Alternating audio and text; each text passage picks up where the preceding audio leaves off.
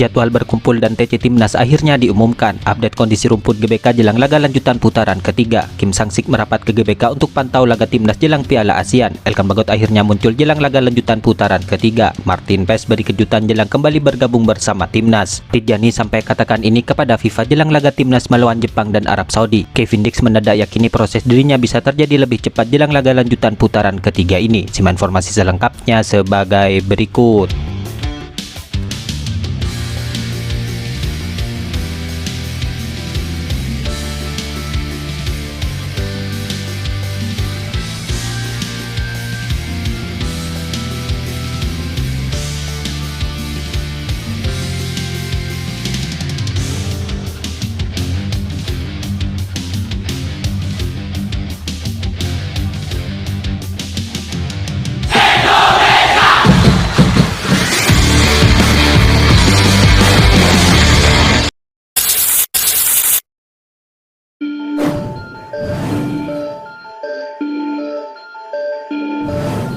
Ketua Umum PSSI Erick Thohir meminta kepada pengelola GBK untuk bersiap menjelang laga melawan Jepang dan Arab Saudi.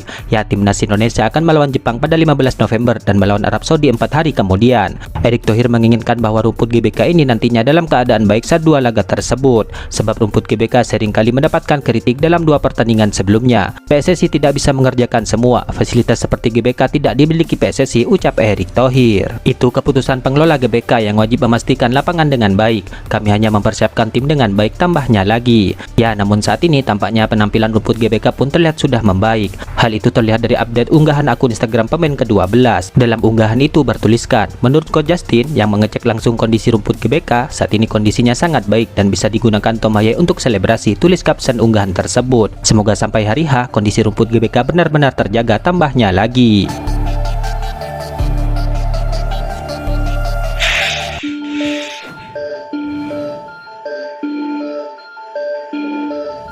Baik Timnas Indonesia, yaitu Elkan Bagot, kini untuk pertama kalinya dalam 2 bulan terakhir baru mengunggah momen dirinya di media sosial, di mana ia mengunggah ulang akun yang menunjukkan dirinya yang sedang dalam menjalani pemulihan cedera kakinya.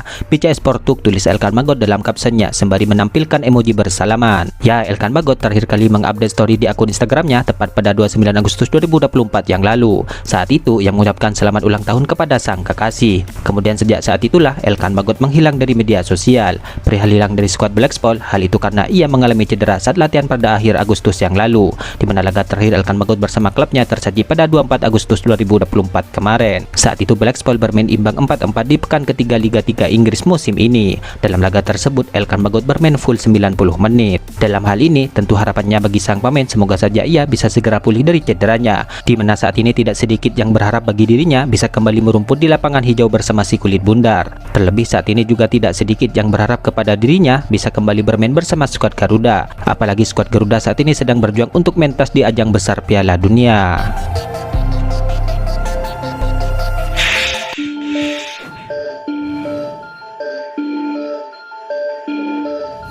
Pelatih Timnas Vietnam yaitu Kim Sang-sik kini memberikan tanggapan terkait rencana Timnas Indonesia yang akan mengirim skuad lapis kedua di ajang Piala ASEAN Cup 2024 mendatang. Ya, Timnas Vietnam dan tim Merah Putih akan saling berhadapan di babak penyisihan grup ini nantinya, di mana keduanya tergabung di grup B bersama Filipina, Myanmar dan juga Laos. Namun Coach Sintayong kemungkinan besar akan menurunkan skuad lapis kedua di ajang ini, di mana skuad tim inti akan difokuskan untuk ajang pertandingan putaran ketiga. Rencana Coach Sintayong untuk tidak membawa skuad terbaiknya ini ternyata sudah sampai di telinga Kim Sang-sik, di mana Kim Sang-sik mengaku telah mendengar informasi tersebut dalam sebuah wawancara. Saya telah mendengar informasi ini, kata Kim Sang-sik. Ya, terlepas dari itu, ia menegaskan bahwa timnya sama sekali tidak memiliki ketakutan terhadap Indonesia. Saya sendiri akan menganalisis dan mempersiapkan diri secara terpisah untuk tim Vietnam. Kami tidak punya keraguan terhadap lawan kami dari Indonesia, ucap Kim Sang-sik menambahkan. Ya, di sisi lain, Kim Sang-sik ini direncanakan akan hadir dalam laga tim Merah Putih di laga lanjutan putaran ketiga ini. Rencana tersebut didasari olehnya untuk memantau strategi Coach Sintayong yang menukangi Timnas Indonesia. Dengan gagalnya Timnas Vietnam lolos ke putaran ketiga ini, hal itu membuatnya akan melampiaskan kegagalan tersebut dengan meraih gelar Piala ASEAN. Kabarnya tidak hanya laga melawan Jepang saja yang akan dipantaunya, di mana laga melawan Arab Saudi juga masuk ke dalam kegiatannya selama berada di Indonesia nantinya, di mana hal itu diharapkan dirinya untuk bisa dapat mengetahui kelemahan Timnas Indonesia.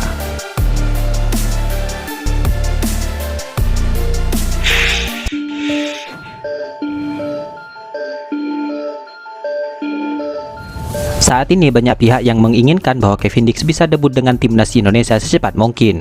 Hal itu terutama ketika menghadapi timnas Jepang dan Arab Saudi pada pertengahan bulan November ini.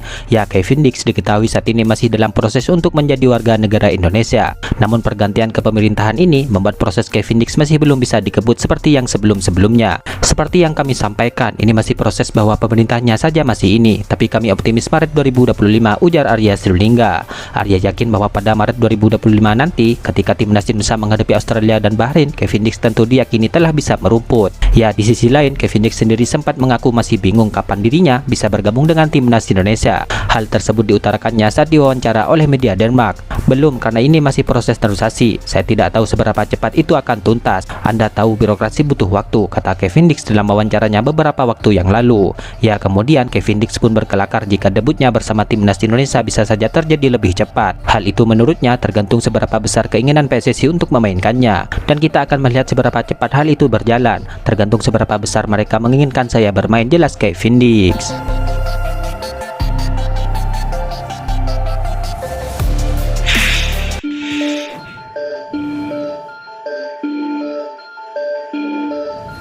Anggota Komite Exco PSSI yaitu Arya Sinulinga kini membeberkan soal jadwal persiapan timnas Indonesia, di mana diketahui terdekat skuad Garuda akan melawan Jepang dan Arab Saudi di GBK.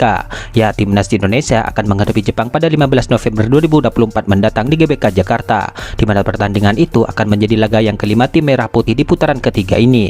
Kemudian pada 19 Novembernya, skuad Garuda akan menjamu Arab Saudi juga di GBK, di mana laga itu merupakan laga yang keenam bagi asuhan Coach Sintayong. Kesiapan timnas Indonesia saya rasa kan pemain kita semua profesional, ujar Arya. Ya, Arya pun juga mengungkapkan soal kapan pemain tim Merah Putih ini akan kembali bergabung dengan timnas Indonesia. Dalam hal ini, menurutnya para pemain sudah bisa memulai persiapan pada 5 atau 4 hari sebelum pertandingan.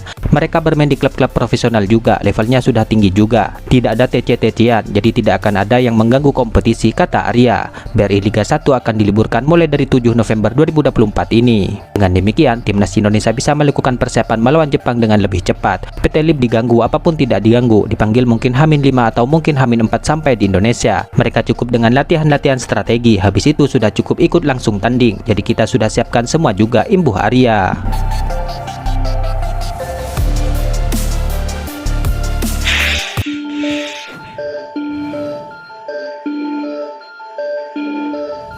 Kiper timnas Indonesia yang tergabung dalam klub FC Dallas yaitu Martin Paes kini tampaknya senang karena mendapatkan penghargaan Save of the Year 2024. Ya, diketahui Martin Paes menjadi pemenang penyelamat terbaik di MLS 2024 ini. Penghargaan ini membuat Martin Paes mencetak sejarah menjadi kiper FC Dallas yang berasal dari Indonesia pertama yang meraih penghargaan tersebut. Ya, Martin Paes menang berdasarkan voting terbanyak dari penggemarnya, di mana ia mengalahkan sejumlah nama-nama besar di MLS musim ini. Momen penyelamatan terbaik Martin Paes itu adalah ketika FC Dallas bersua LA Galaxy di babak reguler pada Mei 2024 yang lalu, di mana Martin Paes melakukan double save terhadap tembakan penalti dan tendangan rebound yang dilepaskan oleh pemain LA Galaxy pada 30 Mei 2024 saat itu. Selalu menyenangkan untuk mendapatkan penghargaan, itu penyelamatan yang bagus, kata Martin Paes. Ya, prestasi ini melengkapi performa apik Martin Paes secara individu bersama FC Dallas di musim ini, di mana Martin Paes berhasil membuat 118 penyelamatan dan 5 clean sheet yang menjadi catatan terbaiknya sejak bergabung dengan FC Dallas. Kami melakukan banyak penyelamatan penalti tahun ini. Penyelamatan double, penyelamatan 3 kali adalah beberapa penyelamatan favorit saya. Hal itu merupakan suatu kehormatan untuk menang dan mewakili klub ini serta memenangkan trofi untuk mereka. Tetapi saya ingin memenangkan trofi tim. Saya pikir itu jauh lebih istimewa dan penting daripada trofi pribadi. Saya senang dengan itu. Terima kasih atas dukungannya. Seperti biasa, penggemar kami sangat besar dan terus mendukung kami, ucap Martin Paes.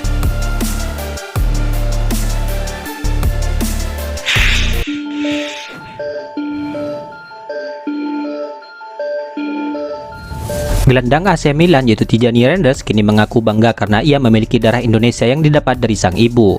Menurut Tijani, hubungan tersebut membuatnya merasa dekat dengan kultur dan budaya Indonesia.